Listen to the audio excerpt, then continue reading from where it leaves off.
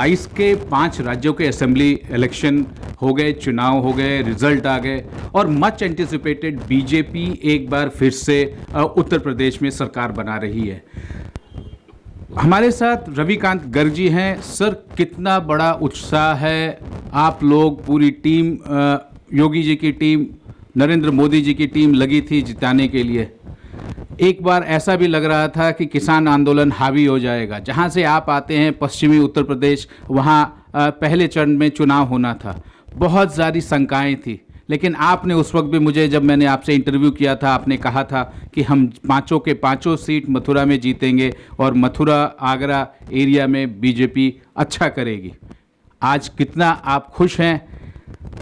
ताजपोशी का भी टाइम अब होली में के बाद होना है। सर्वप्रथम मैं देश और प्रदेश के दर्शकों को आपके चैनल के माध्यम से बहुत बहुत बधाई देता हूं, उनके प्रति आभार प्रकट करता हूं कि उन्होंने जिस प्रकार से सकारात्मक दृष्टिकोण अपनाते हुए भारतीय जनता पार्टी का साथ दिया है, विकास के लिए, प्रगति के लिए, उन्नति के लिए और सुरक्षा के लिए, उसके लिए मैं पुनः आपके चैनल के माध्यम से बधाई देता हूं और आपको भी बधाई देता हूं। वो भारतीय जनता पार्टी की थीम के आधार पर चुनाव लड़ी थी और लोग नकारात्मक माहौल बनाकर चुनाव जीतना चाहते थे। भारतीय जनता पार्टी ने और हमारे नेतृत्व ने एक रास्ता जो प्रगति का पकड़ा है, जो विकास का पकड़ा है, जो वो देश के भी विकास का है, वो उत्तर प्रदेश के भी विकास का है, वो अर्थव्यवस्था को सुदृढ़ करने का है, आत्मनिर्भर भारत अभियान के माध्यम से प्रत्येक व्यक्ति को रोजगार उपलब्ध कराने का है और प्रत्येक व्यक्ति की सुरक्षा कैसे हो, उसके लिए गुंडा राज, माफिया राज, जंगल राज, आपराधिक साम्राज्य को समाप्त करके जो कार्य भारतीय जनता पार्टी और मुख्यमंत्री, यशस्वी मुख्यमंत्री श्री योगी आदित्यनाथ जी ने किया, जो और उन्होंने जनता को जो भरोसा दिलाया, उत्तर प्रदेश की 25 करोड़ जनता को उन्होंने भरोसा दिलाया कि अब आपका चीरहरण कोई नहीं कर सकता, माता बहनों का चीरहरण कोई नहीं कर सकता। जिस प्रकार से अनेक योजनाएं बनाई, हर वर्ग को लाभ पहुंचाने के लिए कार्य किया, हर वर्ग की चिंता की, किसी को शौचालय की आवश्यकता है, अपने निजी आवास की आवश्यकता है, उसको स्वास्थ्य के लिए बीमा की आवश्यकता है, हर व्यक्ति, हर गांव तक सड़क पहुंचाने की आवश्यकता है, हर व्यक्ति को कोरोना काल की वजह से भी और गरीबी की वजह से भी उसको निःशुल्क राशन की आवश्यकता है और राशन के साथ फिर तेल, चीनी, चावल, चना, दाल, सब चीज़ उपलब्ध कराई गई। उसने एक सकारात्मक माहौल सारे प्रदेश में खड़ा किया और उसके कारण भारतीय जनता पार्टी की विजय हुई है। मैंने केवल मथुरा और आगरा के विषय में नहीं, पूरे पश्चिमांचल के विषय में लोग आशंकित थे। हमारा नेतृत्व भी कहीं ना कहीं उस बात से परेशान था कि भाई इसका कोई दुष्प्रभाव जनता पर ना पड़े, मतदाताओं पर ना पड़े, परंतु चूंकि जनता में हम देख रहे थे, नीचे लोगों में हम देख रहे थे, झारखंड में भी देख रहे थे, किसानों में भी देख रहे थे कि जो महिलाएं, जो युवक हैं, वो अपना भावी भविष्य देख रहे थे, वो दकियानूसी नहीं देख रहे थे। कुछ लोग जो दकियानूसी वाले लोग हैं या जो पहले से एक रूढ़िवादी लोग हैं, जो किसी भी प्रकार से चौधरी चरण सिंह जी के अनुयायी तो रहे परंतु उनकी नीतियों से भटककर कुछ रूढ़िवादिता में फंस गए। उनके अलावा हर व्यक्ति ने और हर वर्ग ने, हर जाति ने और जो उच्छृंखल तत्व थे उनको भी छोड़ दिया जाए, तो भारतीय जनता पार्टी का सहयोग और समर्थन किया है और पहले से अधिक सीटें पश्चिमांचल में भी जीती है, पूर्वांचल में भी जीती है। रोहिलखंड जिसकी चिंता सब लोग कर रहे थे और रोहिलखंड को बहुत मुश्किल समझ रहे थे, वहाँ भी सर्वाधिक सीटें मिली हैं।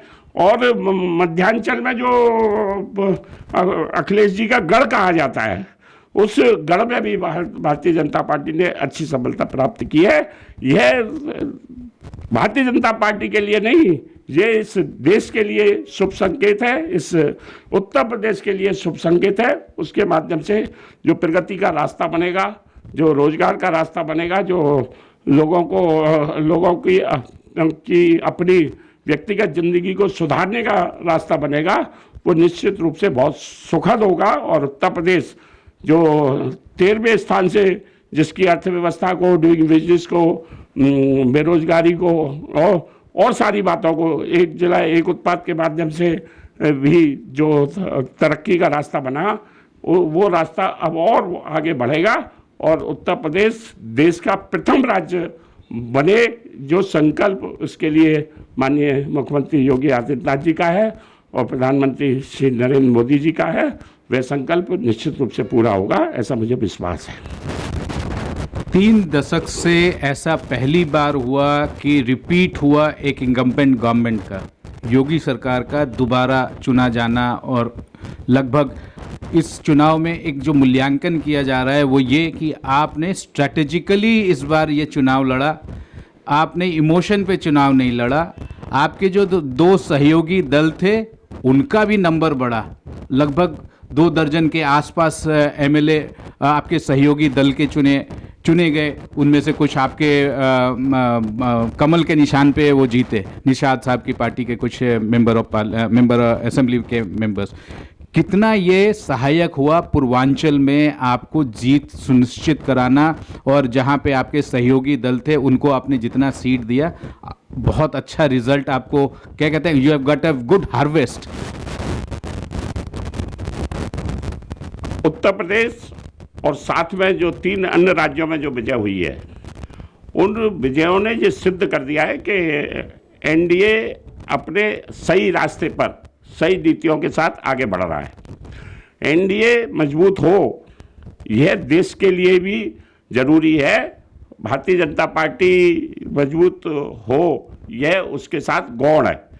और आज जिस प्रकार की परिस्थितियां हैं, देश पहले कमजोर था, देश पिछड़ा हुआ था, उस स्थिति में लोग समृद्धशाली शक्तिशाली भारत के निर्माण के लिए हमने आज़ादी पाई। वो हमारी सीमाएं सुरक्षित हो, हमारा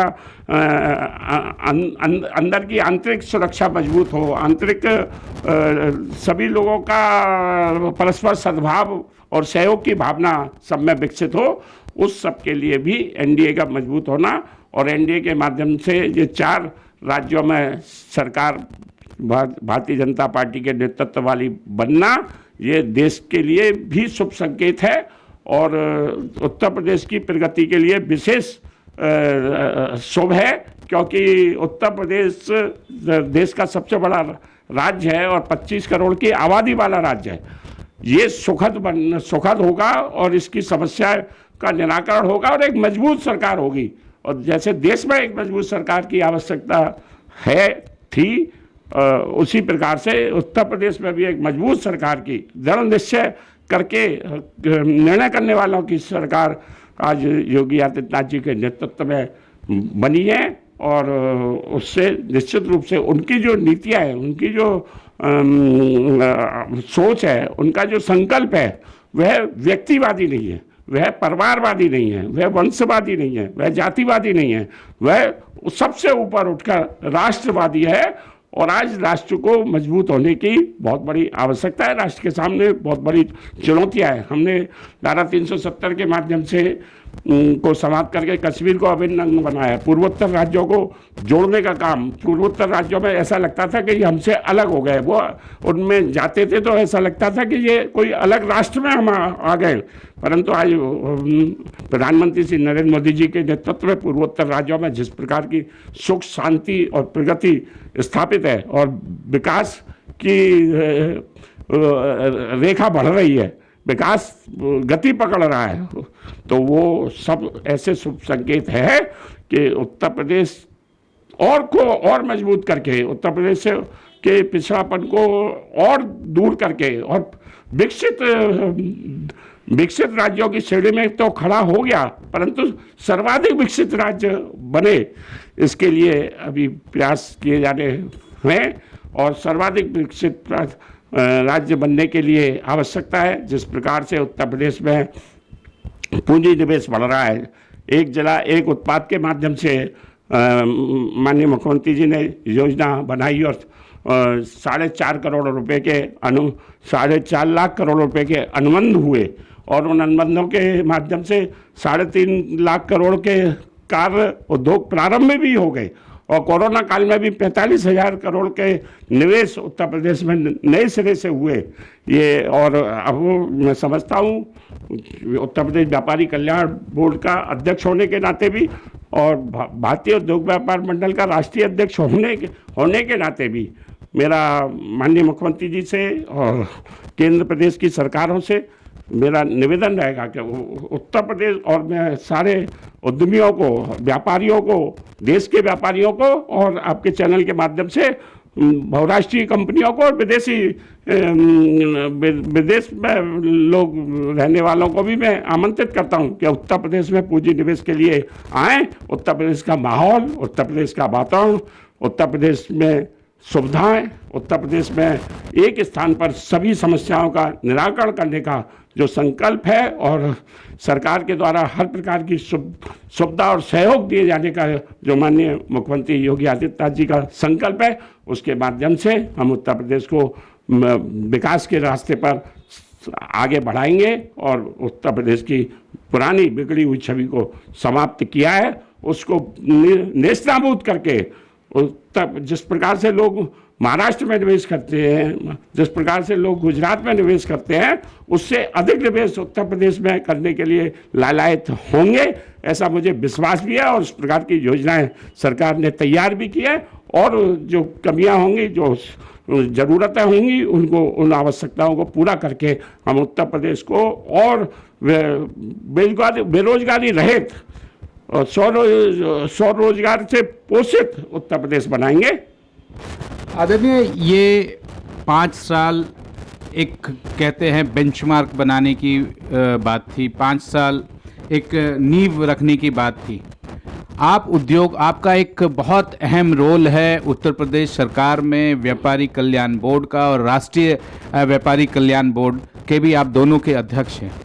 आप खुद अपने आप में डबल इंजन की, यदि ये कहें कि व्यापारी कल्याण बोर्ड में डबल इंजन की आप सरकार चला रहे हैं, क्या 5 साल में गरीबी दूर होगी? क्या लोगों का नौकरी मिलना, जो प्रियंका गांधी ने कांग्रेस पार्टी ने कहा था, चाहे वो खोखली थी, उनको 2 सीट भी नहीं मिली, आप कितना नौकरी दे सकते हैं, कितना अनुमानित नौकरी दे सकते हैं? वेज बोर्ड का जो यूपी सरकार है वो भी उसमें मिनिमम वेज पे काम कर रही है।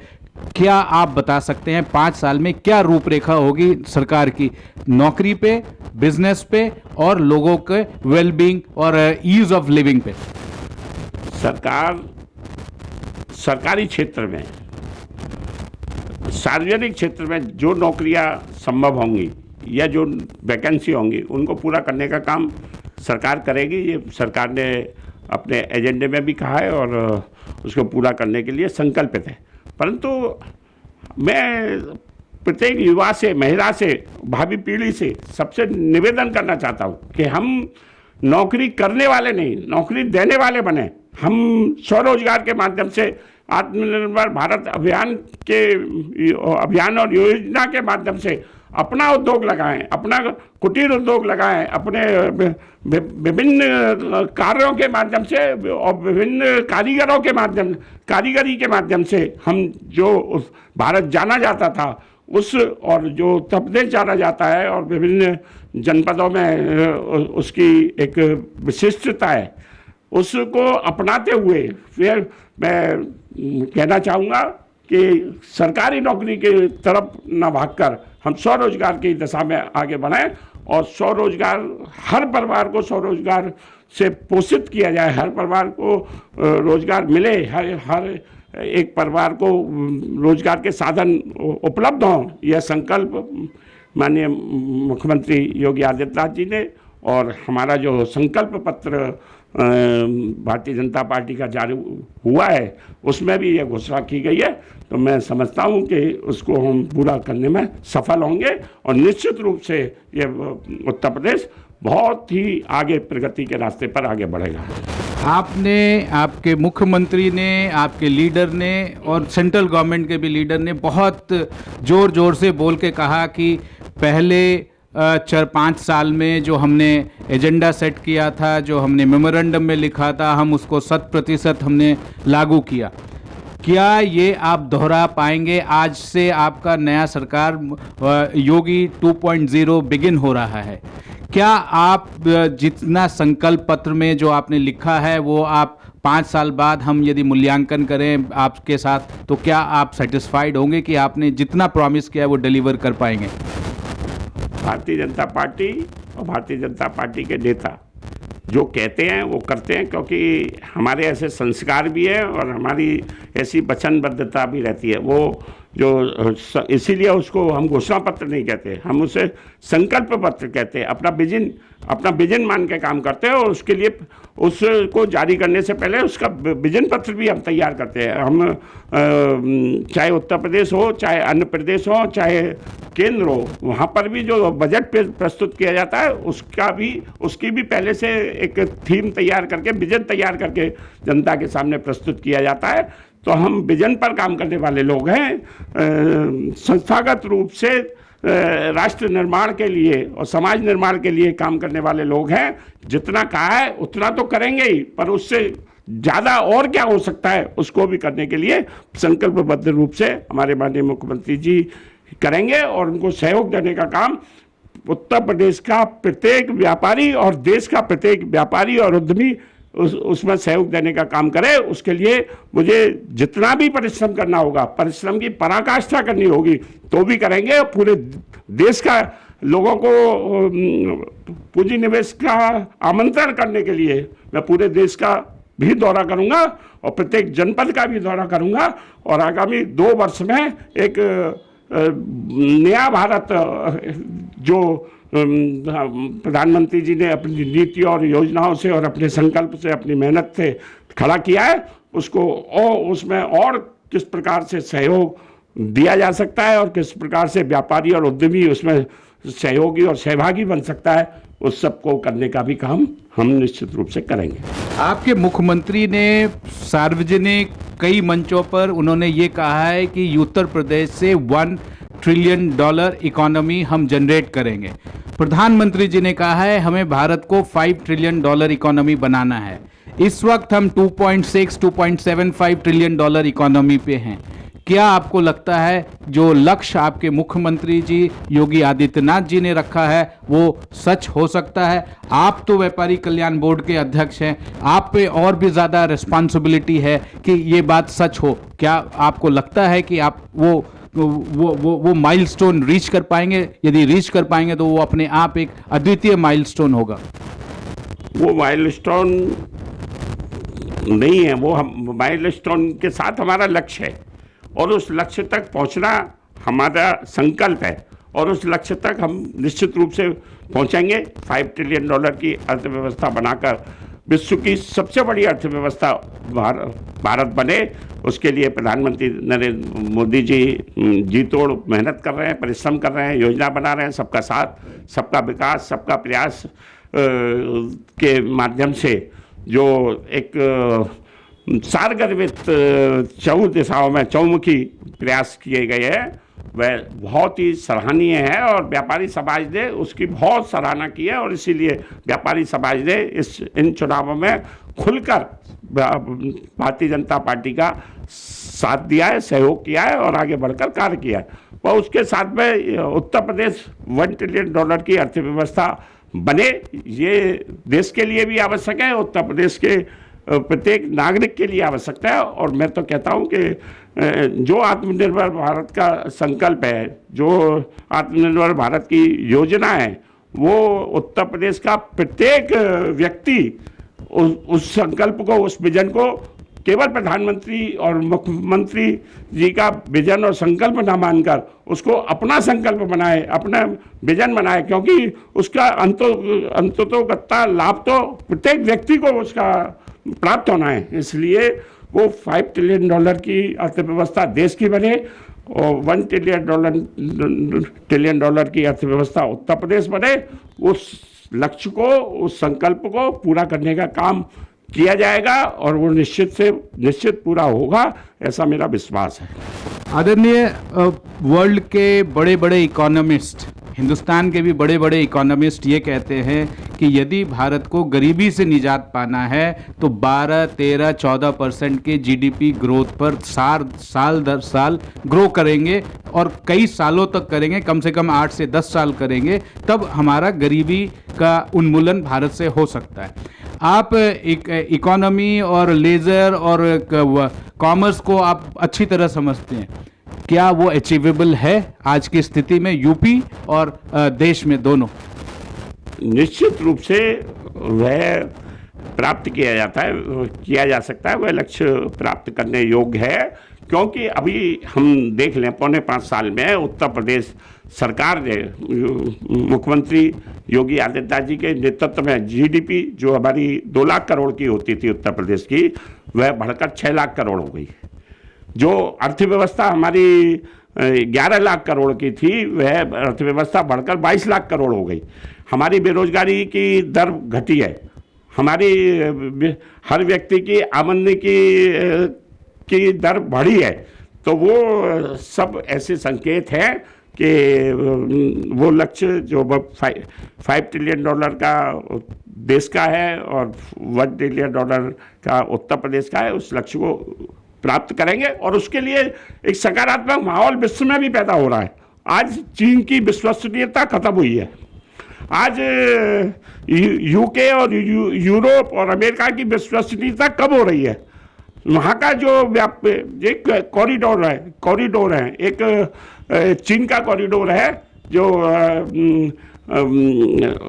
उद्योग और व्यापार के रूप में और अर्थव्यवस्था के रूप में ग्रो करता है। एक यूरोप और यूके का कॉरिडोर है जो अर्थव्यवस्था के रूप में ग्रो करता है, परंतु दोनों डाउन हो रहे हैं। वहाँ के लोग अब भारत में अपना इन्वेस्टमेंट करने के लिए, और चूंकि एशिया का मुख्य केंद्र भारत है, दक्षिण एशिया का कॉरिडोर में भारत ही ऐसा देश है जो ग्रो कर सकता है और आगे बढ़ रहा है और देश का नहीं विश्व का नेतृत्व करने की क्षमता रखता है। तो और ऐसा नेता हमारे पास है जो विश्व का सबसे लोकप्रिय और प्रभावशाली नेता भी बनकर हमारे सामने, हमारे प्रधानमंत्री श्री नरेंद्र मोदी जी दुनिया के सामने आए हैं और उनकी थीम को भी दुनिया समझने की कोशिश कर रही है और उसको अपनाने की कोशिश कर रही है, उस थीम पर चलने की कोशिश कर रही है। तो निश्चित रूप से माहौल भी विश्व में ऐसा उत्पन्न हो रहा है कि भारत की $5 ट्रिलियन की अर्थव्यवस्था बने। ये बात सच है सर कि भारत आज की डेट में सबसे ज़्यादा जीडीपी में ग्रो कर रही है, चाइना से भी आगे है। 10 इस साल का 22-23 का यदि अनुमान लगाएं, 23 के आसपास का जो अनुमान है वो 10% जीडीपी ग्रोथ ईयर दर ईयर ग्रोथ का एक आकलन आ रहा है, 10.25 10.5 के आसपास। ये बात सच है। हम आपको कब वाणिज्य मंत्री राज्य का देखेंगे, क्योंकि ये बहुत लोगों की मांग है कि और चाहत भी है कि आप वाणिज्य को समझते हैं, आप कॉमर्स को समझते हैं, आपका कॉमर्स में नेतृत्व होना चाहिए राज्य सरकार।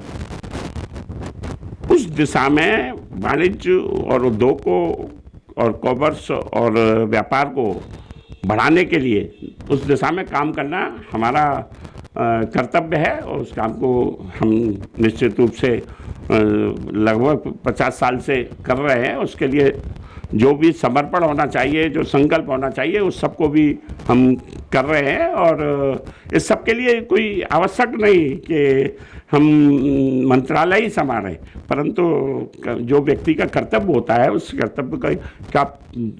कर्तव्य के लिए समर्पण रखते हुए कार्य करना व्यक्ति की क्षमता के ऊपर निर्भर करता है। और उस क्षमता का प्रयोग करने के लिए, क्षमता का उपयोग करने के लिए मैंने अभी कहा कि मैं आवश्यकता होगी पूरे प्रदेश का दौरा तो मैंने अभी भी किया है, इस 4 महीनों में किया है। और वो 1 साल में 1,28,000 किलोमीटर चलने का काम मैंने किया है। इस 4 महीने में 74,000 किलोमीटर मैं चला हूँ, 160 विधानसभाओं में गया हूँ, 61 जिलों में गया हूँ। परंतु मेरा आगामी 2024 से पूर्व ये संकल्प है कि पूरे देश की यात्रा करके हर प्रदेश में समाज को व्यापारी वर्ग को जागृत करके और इन्वेस्टर को प्रेरित करके उत्तर प्रदेश का विकास कराया जाए और देश में एक सकारात्मक माहौल औद्योगिक और व्यापारिक विकास के लिए और अर्थव्यवस्था को सुदृढ़ करने के लिए बने, ये बहुत आवश्यक है और उस आवश्यक कार्य में अपना गिलहरी जैसा योगदान मैं अवश्य करूँगा।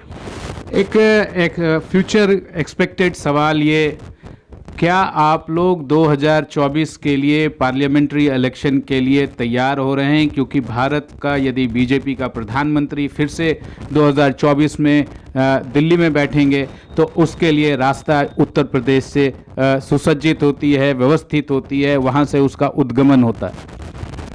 उत्तर प्रदेश के विधानसभा निर्वाचनों ने और 4 विधानसभा निर्वाचन जो कि पूरे देश के विभिन्न सीमाओं पर हुए हैं, उन्होंने सिद्ध कर दिया है, उन्होंने रास्ता दिखा दिया है, उन्होंने तय कर दिया है कि 2022 में जो निर्णय है वो 2024 के निर्णय का ट्रेलर है और वो देश के लिए आवश्यक है। क्या है, मैं एक व्यापारी के नाते, एक व्यापारी प्रतिनिधि के नाते मैं कहना चाहता हूँ क्या देश को और उत्तर प्रदेश को या अन्य किसी राज्य को इन लुटेरों को सौंपा जाएगा जिन्होंने देश को 70 साल तक लूट कर खाया, या उनको वो उसी के लिए आधार बनाकर लगे हैं? उनकी देखो, आज मानो प्रधानमंत्री श्री नरेंद्र मोदी जी के मार्गदर्शन में और योगी आदित्यनाथ जी के नेतृत्व में और वरिष्ठ नेताओं के नेतृत्व में